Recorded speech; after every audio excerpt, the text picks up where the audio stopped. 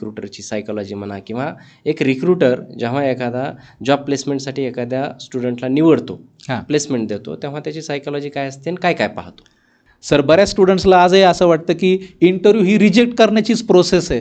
कंपन्या इंटरव्ह्यू फक्त आपल्याला रिजेक्ट करण्यासाठीच घेतात किंवा आपण रिजेक्टच होऊ. तर असं नाही आहे. इंटरव्ह्यू ही ॲक्च्युली रिजेक्शनची नाही, तर ती सिलेक्शनची प्रोसेस आहे. कुठलाही HR रिक्रुटर हा सिलेक्ट करण्यासाठी इंटरव्ह्यू घेत असतो.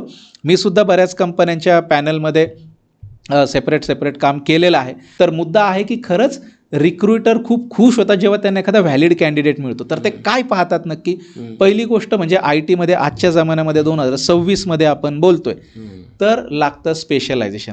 की कंपन्यांचं जसं जॉब डिस्क्रिप्शन जरी तुम्ही पाहिलं तर त्याच्यामध्ये असं असतं की we need a fresher in this technology. Example, we need fresher in Java full stack, we need fresher in let's say data science AI/ML, और we need a fresher in data analytics. So पहिली गोष्ट HR किंवा recruiter पाहतात ती म्हणजे specialisation.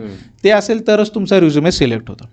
त्याच्यानंतर जेव्हा तुम्ही इंटरव्ह्यूमध्ये जाता, हाय लेवलवरती 2 स्किल असे असतात जे कंपनीज पाहतात. एक, टेक्निकल स्किल्स, ते तुम्हाला येत आहे का त्या टेक्नॉलॉजीचं, का कारण ते आपलं ब्रेड अँड बटर आहे. दुसरी गोष्ट, तुमचं खूप एक्सलंट नाही पण at least above average English communication.